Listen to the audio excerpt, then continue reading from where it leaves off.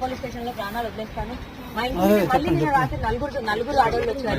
ప్రతిసారి వంట వాళ్ళకి ఫోన్ చేసి సహాయం అడగాల్సి శేఖర్ భాష అండ్ రాస్తారు ఇద్దరు కలిసి నా మీద ఇంత దాడికి చేస్తున్నారు. ఇంత మళ్ళీ నా మీద దాడికి ఎందుకు పాల్పడుతున్నారు? ఒక్కొక్క నిమిషం కూడా ప్రాణభయంతో బతకాల్సి వస్తుంది.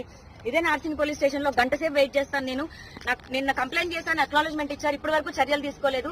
ఇంకా నా ప్రాణం పోయాక తీసుకుంటారా? ఇప్పుడు నాకు వీళ్ళు రెస్పాండ్ ఇవ్వకపోతే నేను సిపి గారిని వెళ్ళి కలుస్తాను. దయచేసి మీరు రావాలి.